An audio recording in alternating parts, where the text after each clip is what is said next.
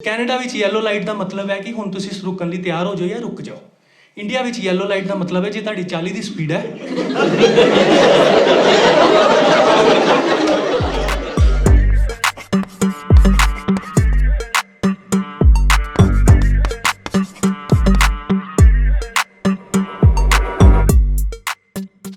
ਅੱਛਾ as a Punjabi ਮੇਰਾ ਬਚਪਨ ਤੋਂ ਨਾ ਇੱਕ ਡ੍ਰੀਮ ਹੈਗਾ ਸੀ। ਕੋਈ ਦੱਸ ਸਕਦਾ ਕੀ ਸੀ?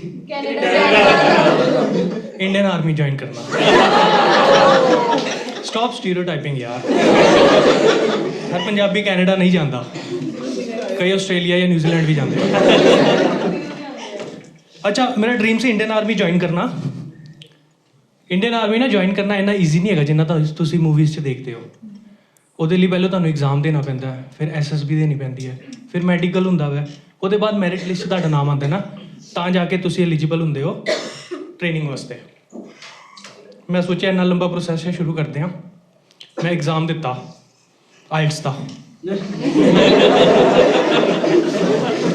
ਕਿਉਂਕਿ ਸਾਨੂੰ ਸਿਰਫ ਇੱਕੋ ਐਗਜ਼ਾਮ ਪਤਾ ਹੁੰਦਾ। ਤੁਸੀਂ ਛੋਟੇ +2 ਦੇ ਬੱਚਿਆਂ ਨੂੰ ਪੁੱਛੋ ਅੱਗੇ ਕੀ ਕਰਨਾ, ਆਇਲਟਸ ਕਰਨੀ ਹੈ।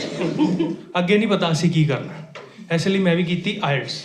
ਅਤੇ ਆਇਲਟਸ ਵਿੱਚ ਇੱਕ ਪ੍ਰੋਬਲਮ ਕੀ ਹੈ ਕਿ ਜਦੋਂ ਤੁਸੀਂ ਫਾਰਮ ਭਰਦੇ ਹੋ ਨਾ, ਉਹ ਉਦੋਂ ਹੀ ਤੁਹਾਨੂੰ ਭਰਾ ਲੈਂਦੇ ਆ ਤੁਸੀਂ ਕਿਸ ਵਾਸਤੇ ਕਰ ਰਹੇ ਹੋ ਆਇਲਟਸ, ਕਿ ਤੁਸੀਂ PR ਵਾਸਤੇ ਕਰ ਰਹੇ ਹੋ, ਸਟੂਡੈਂਟ ਵੀਜ਼ਾ ਵਾਸਤੇ ਕਰ ਰਹੇ ਹੋ। ਉਹ ਉਸ ਹਿਸਾਬ ਨਾਲ ਤੁਹਾਨੂੰ ਨੰਬਰ ਦਿੰਦੇ ਆ, ਜਿੰਨੇ ਤੁਹਾਨੂੰ ਚਾਹੀਦੇ ਆ ਉਹ ਤੋਂ 0.5 ਘੱਟ। ਹੈਗਾ ਕੋਈ ਕਿਸੇ ਨੇ ਦਿੱਤੇ ਹਾਲ ਤੱਕ ਆਇਲਟਸ? ਆਇਲਟਸ ਦਾ ਐਗਜ਼ਾਮ ਕਿਸੇ ਨੇ ਨਹੀਂ ਦਿੱਤਾ, ਜਾਂ ਕਿਸੇ ਨੇ ਦਿੱਤਾ ਆਪਣੇ ਦੋਸਤਾਂ ਨੂੰ ਨਹੀਂ ਦੱਸਣਾ, ਜਦੋਂ ਬੈਂਡ ਆਉਣਗੇ ਉਦੋਂ ਹੀ ਦੱਸਣਾ। ਆਇਲਟਸ ਦਾ ਪੈਟਰਨ, ਚੈਕਿੰਗ ਪੈਟਰਨ ਇੰਨਾ ਖਰਾਬ ਹੈ ਨਾ, ਉਹ ਇੰਨਾ ਕੁਝ ਚੈੱਕ ਕਰਦੇ ਆ। ਜੇ ਕੈਨੇਡੀਅਨਸ ਨੂੰ ਵੀ ਤੁਸੀਂ ਉਹ ਆਇਲਟਸ ਦਾ ਐਗਜ਼ਾਮ ਦਿਲਾਓਗੇ ਨਾ, ਉਹਨਾਂ ਨੂੰ ਆਪਣੀ ਕੰਟਰੀ ਦੇ ਵਿੱਚ ਵੜਨ ਲਈ ਵਿਜ਼ਟਰ ਵੀਜ਼ਾ ਲੈਣਾ ਪੈਣਾ। ਅਤੇ ਕੈਨੇਡਾ ਜਾਣਾ ਨਾ ਇੰਨਾ ਈਜ਼ੀ ਨਹੀਂ ਹੈਗਾ। ਕੈਨੇਡਾ ਜਾਣ ਲਈ ਤੁਹਾਨੂੰ ਸਟੂਡੈਂਟਸ ਜਾਂਦੇ ਆ, ਉਹਨਾਂ ਨੂੰ PR ਲੈਂਦੇ ਲੈਂਦੇ ਬਹੁਤ ਮਿਹਨਤ ਕਰਨੀ ਪੈਂਦੀ ਹੈ।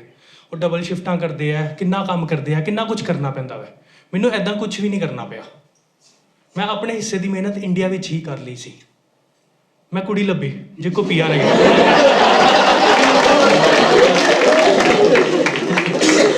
ਮੈਂ ਕੁੜੀ ਨਾਲ ਵਿਆਹ ਕਰਕੇ ਕੈਨੇਡਾ ਪਹੁੰਚਿਆ। ਕੈਨੇਡਾ ਪਹੁੰਚ ਕੇ ਨਾ ਮੇਰੇ ਸਾਰੇ ਖੁਆਬ ਟੁੱਟ ਗਏ। ਜੋ ਮੈਂ ਸੋਚਿਆ ਸੀ ਨਾ, ਸੜਕਾਂ 'ਤੇ ਆਈਫੋਨ ਵਿਕ ਰਹੇ ਹੋਣਗੇ, ਡਾਲਰਾਂ ਦੀ ਬਾਰਿਸ਼ ਪੈ ਰਹੀ ਹੋਏਗੀ, ਮੈਂ ਡਾਲਰਾਂ ਤੋਂ ਰੇਂਜ ਰੋਵਰ ਲੈ ਲਾਂਗਾ, ਸਟੇਟਸ ਪਾ ਦਾਂਗਾ, ਗੋਰਿਆਂ ਦੇ ਲਈ ਗੱਲ ਬੜੀ ਸਟ੍ਰੇਂਜ ਹੈ। ਉਹ ਗੱਲ ਤਾਂ ਮੇਰੇ ਲਈ ਸਟ੍ਰੇਂਜ ਹੋ ਗਈ ਜਦੋਂ ਮੈਨੂੰ ਉੱਥੇ ਜਾ ਕੇ ਧੱਕੇ ਖਾਣੇ ਪਏ। ਪਰ ਮੈਂ ਛੋਟਾ ਮੋਟਾ ਇਮੀਗ੍ਰੈਂਟ ਨਹੀਂ ਹੈਗਾ, ਮੈਂ ਹੈਗਾ ਪੁਸ਼ਤੈਨੀ ਇਮੀਗ੍ਰੈਂਟ। ਮੇਰਾ ਗ੍ਰੇਟ ਗ੍ਰੈਂਡਫਾਦਰ ਪਾਕਿਸਤਾਨ ਤੋਂ ਅਫਗਾਨਿਸਤਾਨ ਮੂਵ ਹੋਇਆ। ਮੇਰਾ ਗ੍ਰੇਟ ਗ੍ਰੈਂਡਫਾਦਰ ਅਫਗਾਨਿਸਤਾਨ ਤੋਂ ਗੁਜਰਾਂਵਾਲਾ ਪਾਕਿਸਤਾਨ ਮੂਵ ਹੋਇਆ, ਜਿੱਥੇ ਉਹਨਾਂ ਦਾ ਹੋਮ ਟਾਊਨ ਸੀ। ਮੇਰਾ ਗ੍ਰੈਂਡਫਾਦਰ ਪਾਕਿਸਤਾਨ ਤੋਂ ਇੰਡੀਆ ਆਇਆ ਪਾਰਟੀਸ਼ਨ ਦੇ ਟਾਈਮ 'ਤੇ। ਮੈਂ ਇੰਡੀਆ ਤੋਂ ਕੈਨੇਡਾ ਗਿਆ। ਮੇਰੀ ਬੱਚੀ ਦੇ ਹਾਲੇ ਦੁੱਧ ਦੇ ਦੰਦ ਨਹੀਂ ਨਿਕਲੇ, ਮੈਨੂੰ ਪਤਾ ਉਹ US ਮੂਵ ਹੋਏਗੀ।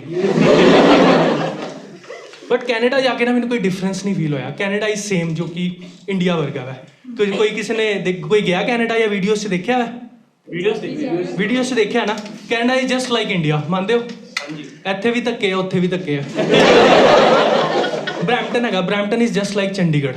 ਇਹ ਤਾਂ ਵੀਡੀਓਜ਼ 'ਤੇ ਦੇਖਿਆ ਹੋਣਾ, ਬਰੈਂਪਟਨ ਦੀ ਸੜਕਾਂ ਵਗੈਰਾ ਸਭ ਚੰਡੀਗੜ੍ਹ ਵਰਗੀਆਂ, ਸਭ ਚੰਡੀਗੜ੍ਹ। ਨਾ ਤੁਸੀਂ ਬਰੈਂਪਟਨ ਘਰ ਲੈ ਸਕਦੇ ਹੋ, ਨਾ ਤੁਸੀਂ ਚੰਡੀਗੜ੍ਹ ਘਰ ਲੈ ਸਕਦੇ ਹੋ।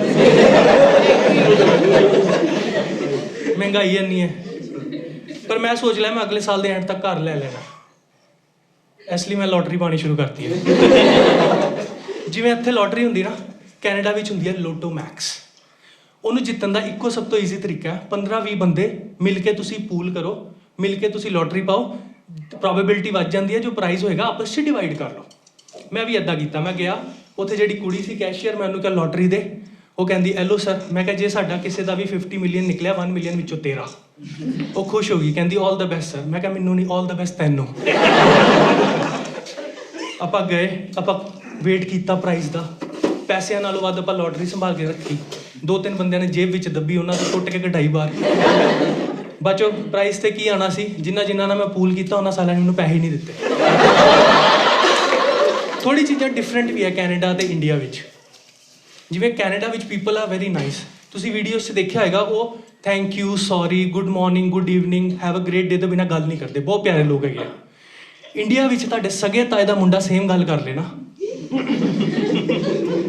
ਤੁਹਾਨੂੰ ਪਤਾ ਹਾਲੇ ਪੈਸੇ ਮੰਗੇਗਾ, ਜਾਂ ਫਿਰ ਤੁਹਾਡੇ ਤੋਂ ਕਮੇਟੀ ਪਵਾਏਗਾ ਤੇ ਪਹਿਲੀ ਚੁੱਕ ਕੇ ਭੱਜ ਜਾਏਗਾ। ਯਾਰ ਉੱਥੇ ਟ੍ਰੈਫਿਕ ਰੂਲਸ ਇੰਨੇ ਵਧੀਆ ਮੈਂ ਕਹਿੰਦਾ ਪੈਡੈਸਟਰੀਅਨ ਜਿਹੜੇ ਆ ਨਾ, ਪੈਦਲ ਲੋਕੀ ਜਾ ਰਹੇ ਆ, ਉਹਨਾਂ ਦੀ ਵੈਲਿਊ ਜ਼ਿਆਦਾ ਹੈ ਐਜ਼ ਕੰਪੇਅਰ ਟੂ ਗੱਡੀ ਵਾਲਿਆਂ ਤੋਂ। ਜਦੋਂ ਕੋਈ ਜ਼ਿਬਰਾ ਕ੍ਰਾਸਿੰਗ ਤੋਂ ਪੈਦਲ ਬੰਦਾ ਜਾ ਰਿਹਾ ਨਾ, ਗੱਡੀ ਰੁਕ ਜਾਏਗੀ, ਪਹਿਲੋਂ ਬੰਦੇ ਨੂੰ ਜਾਣ ਦੇਗੀ। ਮੈਂ ਨਵਾਂ ਕੈਨੇਡਾ ਗਿਆ, ਮੈਂ ਸੜਕ ਤੇ ਸੜਕ ਪਾਰ ਕਰ ਰਿਹਾ ਸੀ, ਅੱਗੇ SUV ਆਈ, ਮੈਂ ਡਰ ਕੇ ਪਿੱਛੇ ਹੋ ਗਿਆ, ਮੈਨੂੰ ਇੰਡੀਆ ਵਾਲਾ ਸੀ ਉਡਾ ਨਾ ਦੇ ਮੈਨੂੰ। ਉਹ ਗੱਡੀ ਵਾਲਾ ਵੀ ਰੁਕ ਗਿਆ, ਮੈਂ ਉਹਨੂੰ ਕਹਿ ਰਿਹਾ ਜਾ, ਉਹ ਮੈਨੂੰ ਕਹਿ ਰਿਹਾ ਤੂੰ ਜਾ। 10 ਮਿੰਟ ਇੱਦਾਂ ਹੀ ਹੁੰਦਾ ਰਿਹਾ। ਫਿਰ ਮੈਂ ਹੌਲੀ ਜਿਹੀ ਆਪਣਾ ਪੈਰ ਅੱਗੇ ਕੀਤਾ, ਉਹਨੇ ਆਪਣੀ ਗੱਡੀ ਦਾ ਟਾਇਰ ਅੱਗੇ ਕਰ ਲਿਆ। ਮੈਂ ਪੈਰ ਪਿੱਛੇ ਕੀਤਾ, ਉਹਨੇ ਗੱਡੀ ਪਿੱਛੇ ਕਰ ਲਈ।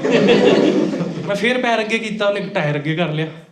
ਫਿਰ ਬੰਦਾ ਗੱਡੀ ਤੋਂ ਉਤਰਿਆ, ਮੇਰੇ ਮੋਢੇ ਤੇ ਹੱਥ ਰੱਖਿਆ, ਮੈਨੂੰ ਹੱਥ ਫੜ ਕੇ ਸੜਕ ਪਾਰ ਕਰਾਈ। ਦੂਜੇ ਕੰਢੇ ਪਹੁੰਚ ਕੇ ਮੈਂ ਕਿਹਾ ਜਿੰਦਾ ਰਹਿ ਪੁੱਤ।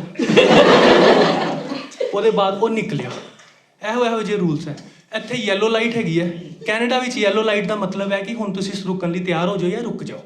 ਇੰਡੀਆ ਵਿੱਚ ਯੈਲੋ ਲਾਈਟ ਦਾ ਮਤਲਬ ਹੈ ਜੇ ਤੁਹਾਡੀ 40 ਦੀ ਸਪੀਡ ਹੈ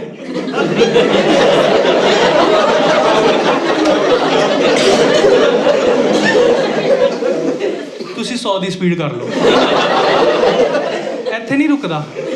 ਯੈਲੋ ਤੋਂ ਬਾਅਦ ਰੈੱਡ ਵੀ ਹੋ ਗਈ ਨਾ, ਉਦੋਂ ਵੀ 3 ਸੈਕਿੰਡ ਦਾ ਇੱਕ ਬਫਰ ਹੁੰਦਾ ਹੈ, ਜਿਹ 'ਚ ਮੋਟਰਸਾਈਕਲ ਹੋਇਆ ਨਾ, ਮੋਟਰਸਾਈਕਲ ਨੂੰ ਕੈਟ ਵਾਕ ਕਰਾ ਕੇ ਨਿਕਲਦਾ।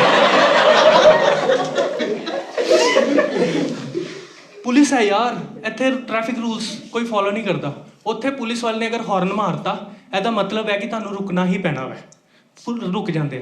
ਇੰਡੀਆ ਵਿੱਚ ਜੇ ਤੁਹਾਡੀ ਗੱਡੀ ਦੇ ਕਾਗਜ਼ ਵੀ ਪੂਰੇ ਹੋਣ ਨਾ, ਤੇ ਤੁਸੀਂ ਪੁਲਿਸ ਵਾਲਾ ਦੇਖ ਲਓ ਤਾਂ ਪਹਿਲਾ ਇੰਸਟਿੰਕਟ ਹੁੰਦਾ ਹੁਣ ਭੱਜ ਜਾਓ। ਬਾਕੀ ਹੋਰ ਵੀ ਕਾਫੀ ਚੀਜ਼ਾਂ ਵੈ ਜੋ ਕਿ ਡਿਫਰੈਂਟ ਹੈਗੀਆਂ ਵੈ।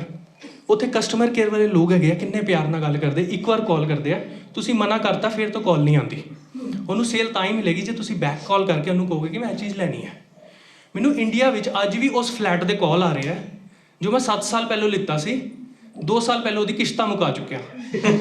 ਇੰਸ਼ੋਰੈਂਸ ਵਾਲੇ ਮੈਨੂੰ ਫੋਨ ਕਰਕੇ ਕਹਿੰਦੇ ਆ ਕਿ ਸਰ ਤੁਸੀਂ ਸਾਡੀ ਇੰਸ਼ੋਰੈਂਸ ਲੈ ਲਓ, ਜੇ ਤੁਹਾਨੂੰ ਕੁਝ ਹੋ ਜਾਏਗਾ ਤੇ ਆਪਾਂ ਤੁਹਾਡੀ ਕਿਸ਼ਤਾਂ ਮੁਕਾ ਦਾਂਗੇ। ਇੰਡੀਆ ਵਿੱਚ ਇੰਸ਼ੋਰੈਂਸ ਵਾਲੇ ਨਾਲ ਗੱਲ ਕਰੋ, ਤੁਹਾਨੂੰ ਲੱਗਦਾ ਕਿ ਜੀਣ ਨਾਲੋਂ ਜ਼ਿਆਦਾ ਫਾਇਦਾ ਮਰਨ ਵਿੱਚ ਹੈਗਾ। ਇੰਸ਼ੋਰੈਂਸ ਵਾਲੀ ਕੁੜੀ ਤੁਹਾਨੂੰ ਫੋਨ ਕਰੇਗੀ, ਉਹ ਕਹੇਗੀ ਸਰ ਤੁਸੀਂ ਸਾਡੇ ਤੋਂ ਪਾਲਿਸੀ ਲੈ ਲਓ, ਜੇ ਤੁਹਾਨੂੰ ਕੁਝ ਹੁੰਦਾ ਹੈ ਜਾਂ ਤੁਸੀਂ 1 ਸਾਲ ਬਾਅਦ ਸੁਸਾਈਡ ਵੀ ਕਰਦੇ ਹੋ ਤੇ ਆਪਾਂ ਤੁਹਾਡੇ ਘਰ ਵਾਲਿਆਂ ਨੂੰ ਇੰਨੇ ਪੈਸੇ ਦੇ ਦਾਂਗੇ। ਉੱਥੇ ਸੜਕਾਂ ਤੇ ਹੌਂਕਿੰਗ ਨਹੀਂ ਹੁੰਦੀ। ਹੌਂਕਿੰਗ ਪਤਾ ਸਾਰਿਆਂ ਨੂੰ, ਹੌਰਨ।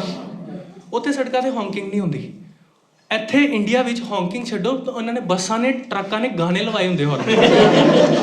ਮੈਂ ਜਾ ਰਿਹਾ ਵਾਂ, ਮੇਰਾ ਦੋਸਤ ਜਾ ਰਿਹਾ ਸੜਕ ਤੋਂ, ਆਪਾਂ ਇੱਕ ਦੂਸਰੇ ਨੂੰ ਦੇਖਿਆ, ਆਮਨੇ ਸਾਹਮਣੇ ਆ ਰਿਹਾ, ਆਪਾਂ ਹੌਰਨ ਵਿੱਚ ਇੱਕ ਦੂਸਰੇ ਨਾਲ ਗੱਲ ਕਰਦੇ, ਗ੍ਰੀਟ ਕਰਦੇ ਆਪਾਂ। ਮੈਂ ਹੌਰਨ ਮਾਰਿਆ, ਹਾਂ ਵੀ, ਉਹਨੇ ਅੱਗੋਂ ਹੌਰਨ ਮਾਰਿਆ, ਹਾਂ ਵੀ, ਕੀ ਹਾਲ ਈ। ਇਹ ਕੈਨੇਡਾ ਵਿੱਚ ਇੱਦਾਂ ਨਹੀਂ ਹੁੰਦਾ। ਕੈਨੇਡਾ ਦੇ ਵਿੱਚ ਹੌਰਨ ਦਾ ਮਤਲਬ ਹੈ ਗਾਲ ਕੱਢਣੀ। ਜੇ ਕੋਈ ਗਲਤ ਡਰਾਈਵ ਕਰ ਰਿਹਾ, ਤੁਸੀਂ ਉਹਨੂੰ ਗਾਲ ਕੱਢੋਗੇ ਤੇ ਇੱਕ ਛੋਟਾ ਜਿਹਾ ਹੌਰਨ ਹੁੰਦਾ ਪੀ। ਉਹ ਹੌਰਨ ਮੈਂ ਐਕਸਪਲੇਨ ਕਰਦਾ ਕਿੱਦਾਂ ਹੁੰਦਾ ਵੈ। ਸੁਪੋਜ਼ ਕਰੋ ਤੁਹਾਨੂੰ ਗੈਸ ਹੋਈ ਹੈ ਪੇਟ 'ਚ, ਤੁਹਾਡੇ ਅੰਦਰੋਂ ਪਰਮਾਣੂ ਊਰਜਾ ਬਾਹਰ ਆਉਣ ਦੀ ਕੋਸ਼ਿਸ਼ ਕਰ ਰਹੀ ਹੈ, ਤੁਸੀਂ ਉਸ ਊਰਜਾ ਨੂੰ ਰੋਕਿਆ ਹੋਇਆ, ਬਟ ਇੱਕ ਹੌਲੀ ਜਿਹੀ ਇੱਕ ਵਿਸਫੋਟ ਹੋ ਜਾਂਦਾ। ਉਹ ਵਿਸਫੋਟ ਹੁੰਦਾ ਪੀ।